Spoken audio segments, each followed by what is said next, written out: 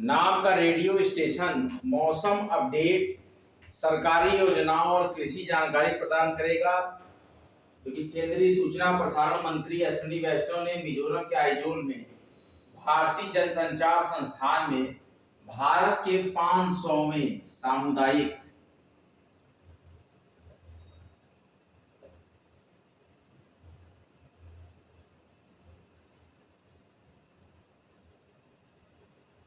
Radio station का उद्घाटन किया।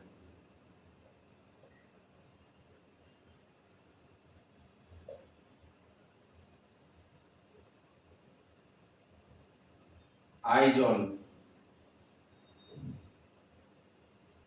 मिजोरम की राजधानी है। ये मिजोरम के आइजोल सार्वजनिक और वाणिज्यिक रेडियो के विपरीत सामुदायिक रेडियो कम शक्ति वाले स्टेशन हैं जो कि स्थानीय समुदायों द्वारा स्थानीय भाषाओं में संचालित होते हैं। कैसी भाषा में? Local language. देख लीजिए जो हम यहाँ लिख रहे हैं, इसको ध्यान दीजिएगा। ये मैं लिखता हूँ इसीलिए कि आप ध्यान दीजिए इसको, क्या कहा जा रहा है यहाँ पर। ये पूरा मैप हम उत्तर प्रदेश का बनाए हैं क्योंकि उत्तर प्रदेश पीसीएस के लिए लेक्चर दे रहे हैं, तो जो भी उत्तर प्रदेश की चीजें होंगी हम इस मैप में तुरंत बता देंगे आपको। यहाँ पे हिमाचल है, हरियाणा है, दिल्ली है, फिर हरियाणा है, फिर राजस्थान है, एमपी है, छत्तीसगढ़ है, झारखंड है, बिहार है, नेपाल है और उत्तराखंड है। यही आपका पूरा सराउंडिंग है उत्तर प्रदेश में आपका, जो कि स्थानीय भाषाओं में संचालित होते हैं। 500वां सामुदायिक रेडियो स्टेशन है ये। सामुदायिक स्टेशन का मतलब है कि लोकल भाषा में वो चलते हैं। पोषण और स्वास्थ्य जैसे मुद्दों पर ध्यान केंद्रित करते हैं और इन्हें शैक्षणिक संस्थानों, सामुदायिक आधारित संगठनों, पंजीकृत समितियों और ट्रस्टों द्वारा स्थापित किया जा सकता है। भारत की सामुदायिक रेडियो मात्रा में इस घटना की जानकारी देते हुए श्री अश्विनी वैष्णव ने कहा कि यह पहल अपना रेडियो स्टेशन के कवरेज क्षेत्र में लोगों के जीवन में एक बड़ा बदलाव लाएगी। इसके अलावा यह शुरुआत सरकार की एक्ट ईस्ट नीति में भी एक महत्वपूर्ण घटना है। एक्ट ईस्ट नीति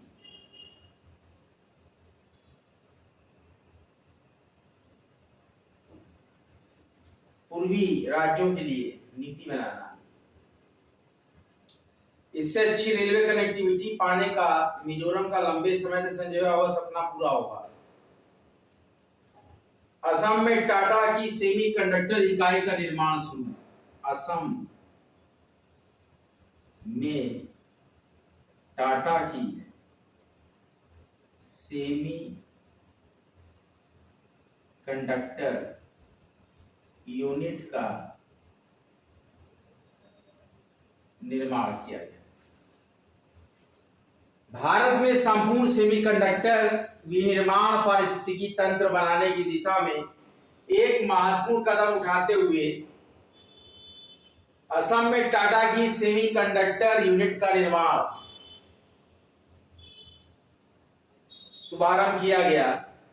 यह यूनिट 27,000 करोड़ रुपए के निवेश से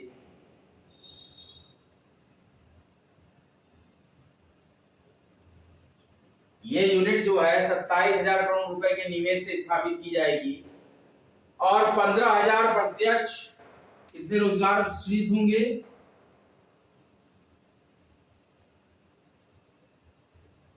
और कितने अप्रत्यक्ष रोजगार सृजित होंगे? 15,000 प्रत्यक्ष और 11,000 से 13,000 अप्रत्यक्ष रोजगार सृजित करने की। देखिए रोजगार की भी आवश्यकता बहुत ज्यादा है, आबादी बहुत है, रोजगार सृजित होने की उम्मीद है। खुलेगा तो असम में टाटा की सेमीकंडक्टर इकाई का निर्माण, जिसमें 27,000 करोड़ रुपए का निवेश करेगी टाटा, इसमें 15,000 प्रत्यक्ष रोजगार, 15,000 प्रत्यक्ष रोजगार, 11 से 13,000 अप्रत्यक्ष रोजगार सृजित होने की उम्मीद लगाई जा रही है। सेमीकंडक्टर उद्योग के महत्व को रेखांकित करते हुए माना जाता है कि इसमें विभिन्न अपस्ट्रीम और डाउनस्ट्रीम उद्योगों में रोजगार के अवसर पैदा होंगे। इस इकाई की प्रस्तावित क्षमता प्रतिदिन 4.83 करोड़, इसकी क्षमता क्या है? 4.83 करोड़ सेमीकंडक्टर चिप्स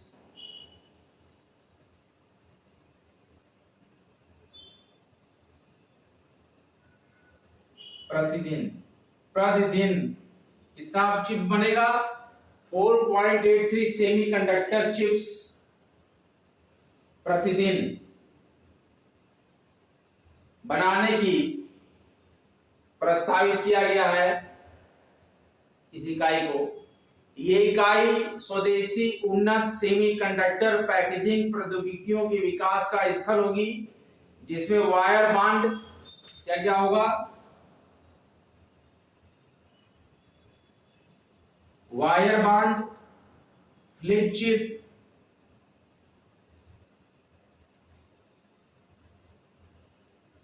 कौन कौन से चिप बनेंगे? कौन कौन सी सेमीकंडक्टर चिप बनेगी? वायर बांड बनेगी, फ्लिप चिप बनेगी,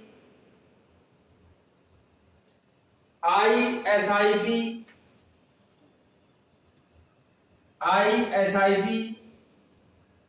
पैकेज में एकीकृत प्रणाली प्रौद्योगिकियां शामिल है और इस संयंत्र में इस्तेमाल की जाने वाली तीनों प्रमुख प्रौद्योगिकियां भारत में विकसित की जा रही हैं: वायर बांड, फ्लिप चिप, आईएसआईपी। कौन सा? वायर बांड, फ्लिप चिप और आईएसआईपी। ये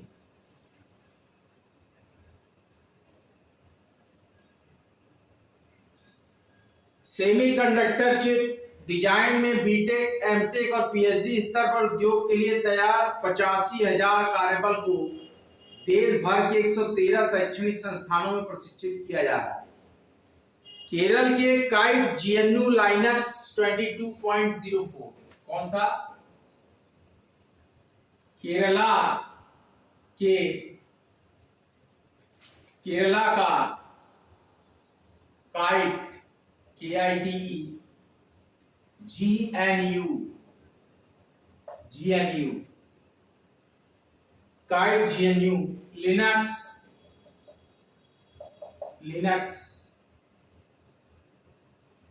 22.04। क्या है ये? Kerala infrastructure and technology for education kite, Kerala infrastructure for technology for education kite ने काइट GNU लाइनक्स 22.04 नामक एक मुफ्त ऑपरेटिंग सिस्टम का निर्माण किया है। ये क्या है? मुफ्त ऑपरेटिंग सिस्टम।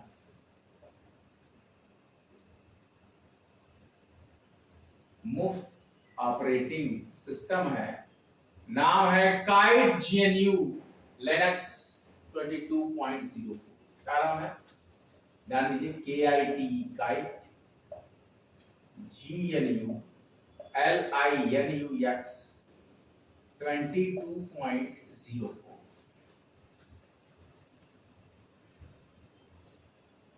जो केरल के सरकारी स्कूलों के लिए विशेष रूप से डिजाइन किया गया है। इसका उद्देश्य राज्य के स्कूलों में, इसका एम क्या है? केरला के स्कूल्स में 3 लाख कंप्यूटर, 3 लाख कंप्यूटरों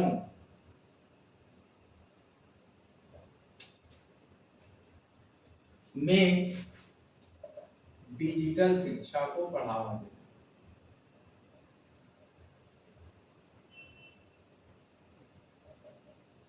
डिजिटल शिक्षा को बढ़ावा देना।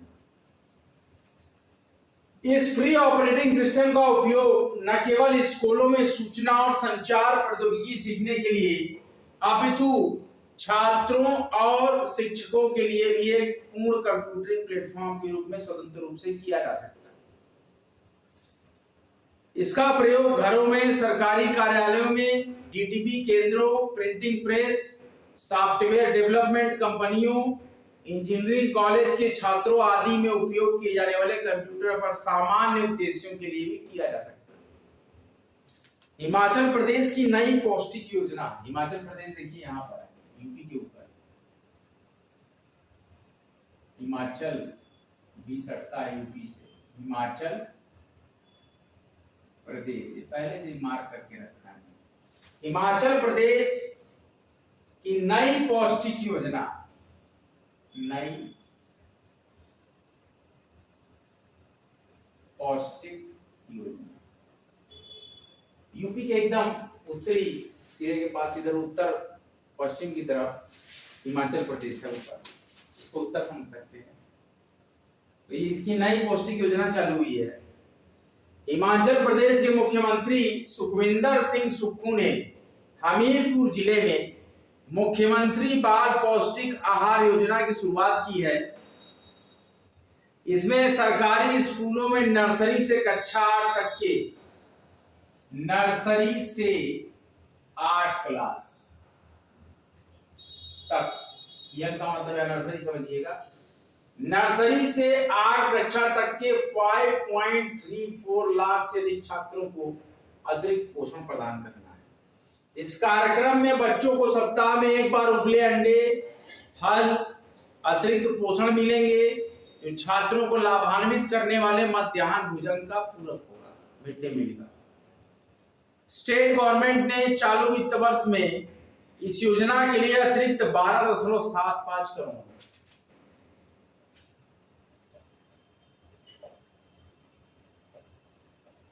ये हिमाचल प्रदेश से रहा।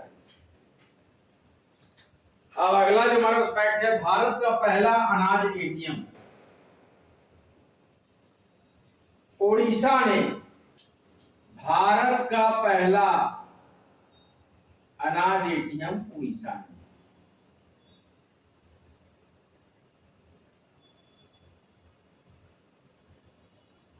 उड़ीसा सरकार ने चालू किया। क्या किया है?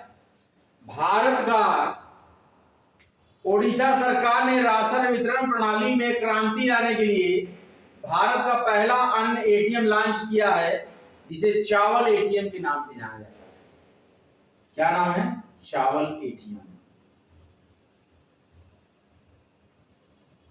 ये हमने मार्क कर दिया। उड़ीसा सरकार ने भारत का पहला चावल एटीएम के नाम से एटीएम लॉन्च किया है, अन्न एटीएम, अन्नपूर्ति अनाज एटीएम। इसका नाम क्या है?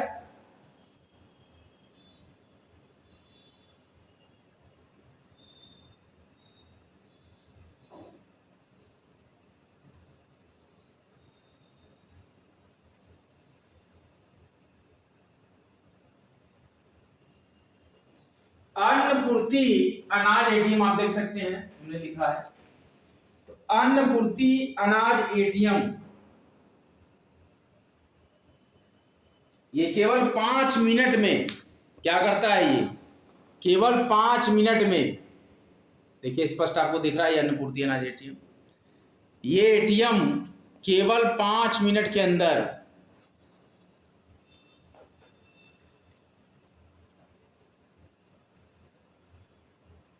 50 किलोग्राम तक अनाज वितरित करने में सक्षम है। 5 मिनट में 50 किलोग्राम अनाज वितरित कर देगा।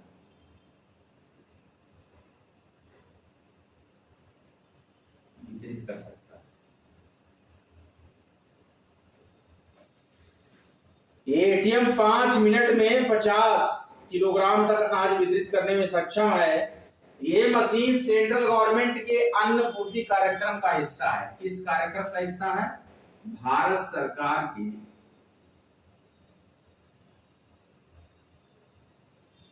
अन्नपूर्ति कार्यक्रम, इसे अन्नपूर्ति अनाज एटीएम इसका नाम।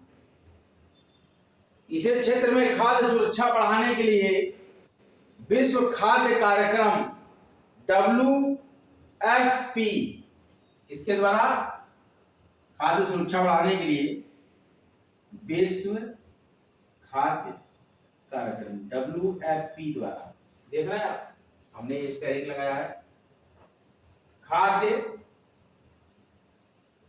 सुरक्षा बढ़ाने के लिए WFP की मदद से विकसित किया गया। 24/7 पहुंच है। उड़ीसा में लोगों को खाद्यान्न प्राप्त करने के लिए एटीएम हर दिन पूरे दिन उपलब्ध रहेंगे, मतलब पूरा दिन खाद्य एटीएम की उपलब्धता।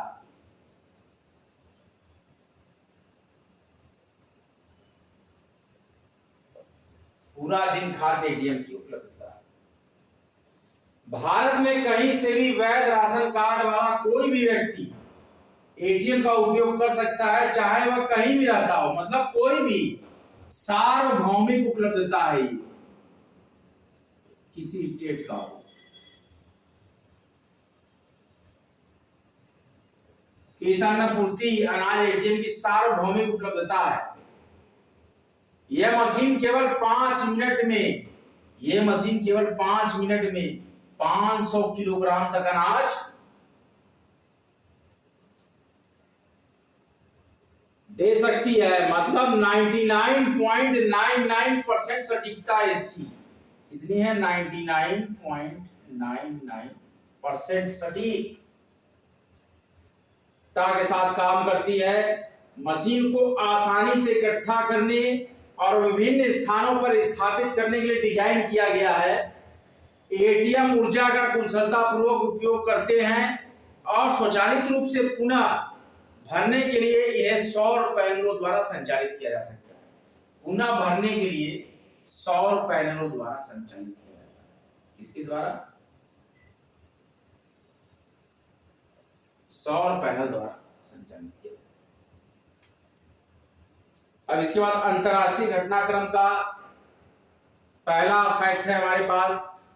प्रधानमंत्री नरेंद्र मोदी की पोलैंड और यूक्रेन यात्रा 21 से 22 अगस्त 2024 तक। भारत के प्रधानमंत्री नरेंद्र मोदी मध्य यूरोप में भारत के अहम व्यापारिक साझेदार पोलैंड की 2 दिवसीय यात्रा पर थे और इसके बाद 23 अगस्त 2024 को उन्होंने यूक्रेन की 1 दिवसीय यात्रा की। तो यूक्रेन और रसिया युद्ध चल रहा है, इसलिए क्वेश्चन पूछा जा सकता है कि यूक्रेन की कितने दिन की यात्रा पर माननीय प्रधानमंत्री थे। तो यूक्रेन की 1 दिवसीय यात्रा पर, याद रखिएगा,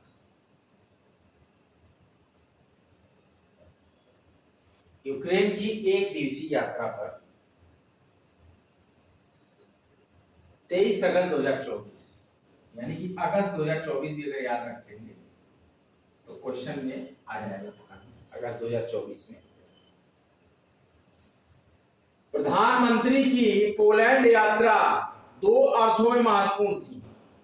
पहला कि यह किसी भारतीय प्रधानमंत्री की 45 वर्ष बाद पहली पोलैंड यात्रा थी।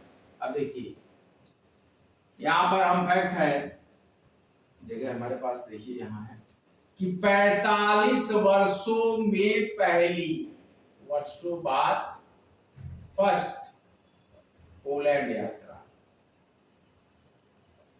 पीएम इंडिया जो है गए हैं यात्रा, पहली पोलैंड यात्रा 45 साल बाद कोई पीएम कर रहा है।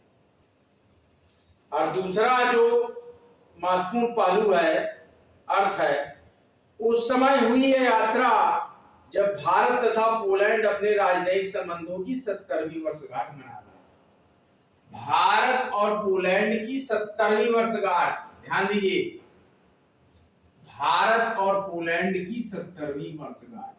भारत पोलैंड की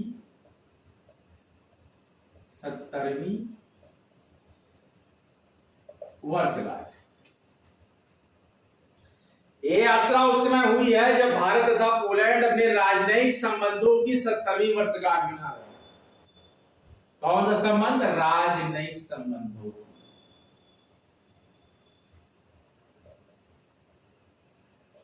राजनयिक संबंधों की 70वीं वर्षगांठ मना रहे, उस समय यात्रा हुई। 2 अर्थ क्या थे कि पहला या किसी भारतीय प्रधानमंत्री की 45 वर्ष बाद पहली पोलैंड यात्रा है, और दूसरा अर्थ है कि यात्रा उस समय हुई जब भारत तथा पोलैंड अपने राजनयिक संबंधों की 70वीं वर्षगांठ मना रहे। रणनीतिक साझेदारी तक उन्नयन हुआ है। दोनों राष्ट्रों ने अपने द्विपक्षीय संबंधों को रणनीतिक साझेदारी तक बढ़ाने पर सहमति व्यक्त की। कौन सी साझेदारी? रणनीतिक साझेदारी, आपस में बढ़ाने की सहमति व्यक्त की, जो कि घनिष्ठ संबंध और सहयोग बढ़ाने के लिए अपनी प्रतिबद्धता को उजागर करता। और क्या लाभ है, विशेषता इसकी? सामरिक साझेदारी से प्राप्त गति को आगे बढ़ाते हुए दोनों पक्षों ने, भारत और पोलैंड ने, वर्ष 2024 से 2028 के लिए एक 5 वर्षीय कार्य योजना विकसित करने का, कितने वर्षीय?